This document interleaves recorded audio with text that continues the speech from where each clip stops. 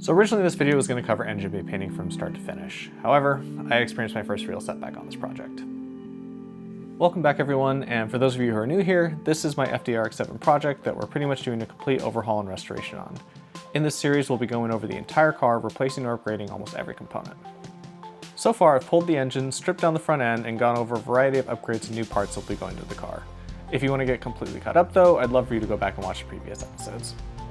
Now I spent the last several weeks pulling every remaining bit from the engine bay and front end.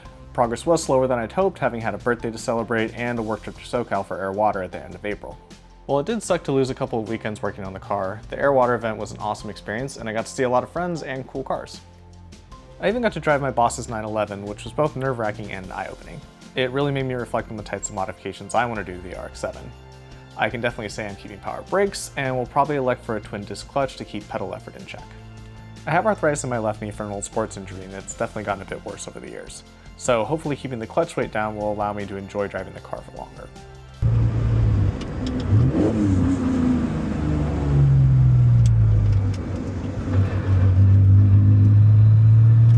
Another highlight of the weekend was finally getting to hang out with my boy Sebastian. Some of you guys might recognize him from his YouTube channel, Hikari Runwork. Seb has been a huge source of inspiration and encouragement for me, and it was awesome to finally meet him.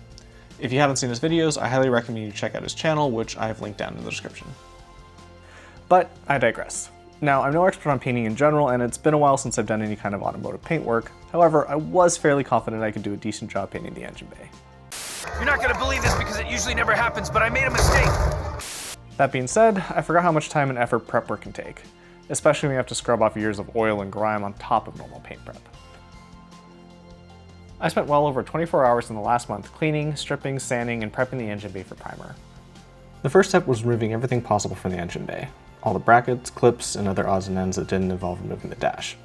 The only things left in the engine bay are the steering column, heater core, and AC evaporator connections.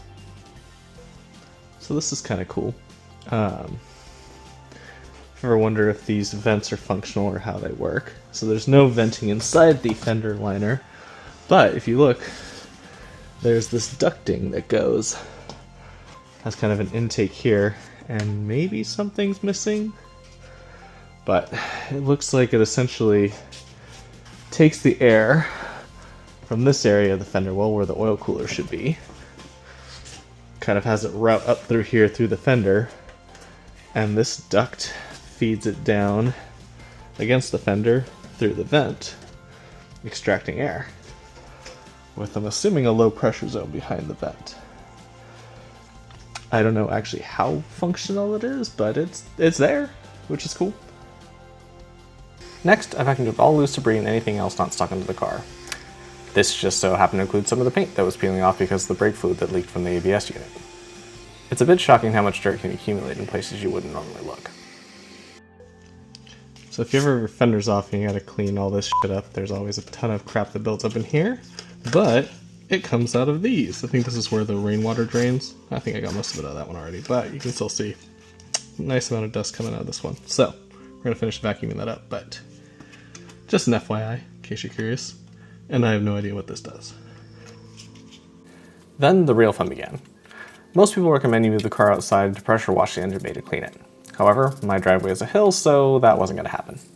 Instead, I armed myself with a spray bottle full of Simple Green and a brush. It was almost as bad as trying to brush my dog's teeth and took way longer.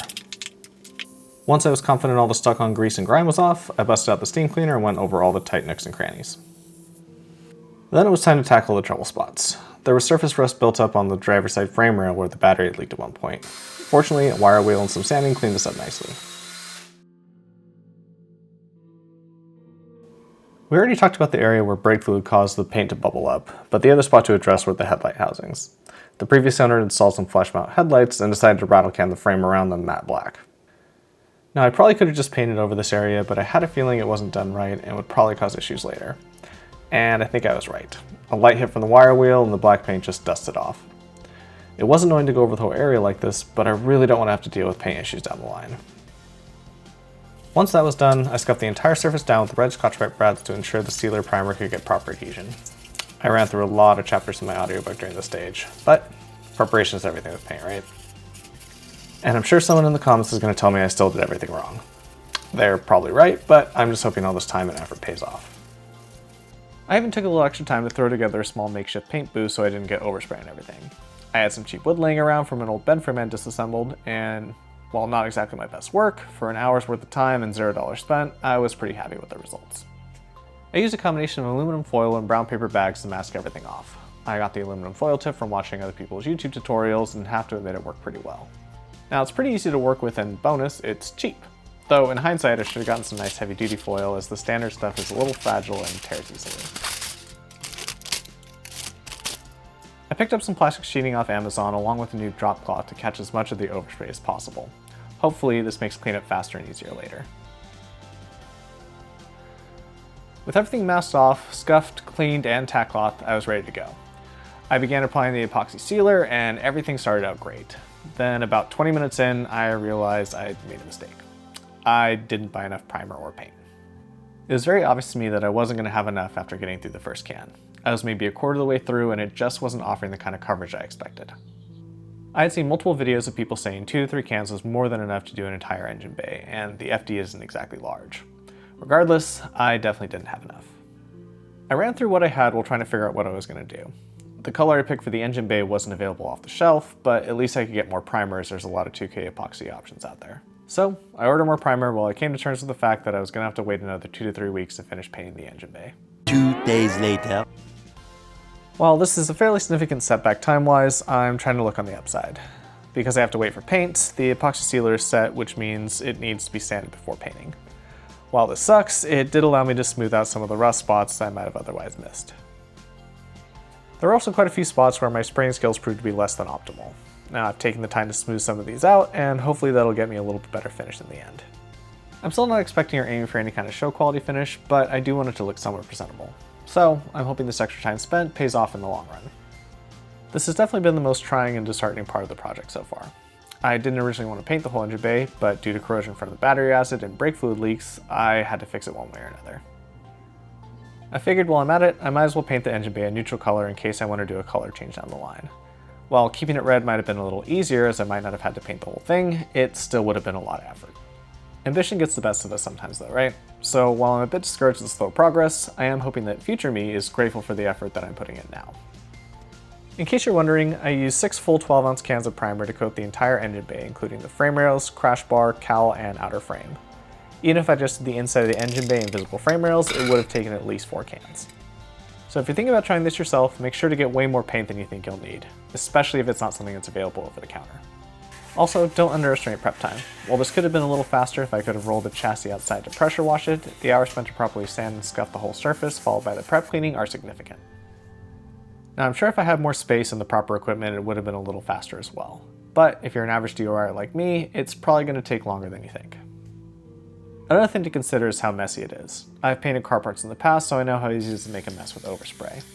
Even with my makeshift spray booth, a lot of dust escaped and I'm going to have to spend some time mopping up the floor when this is all over. On the plus side, at least I'll have a clean floor again.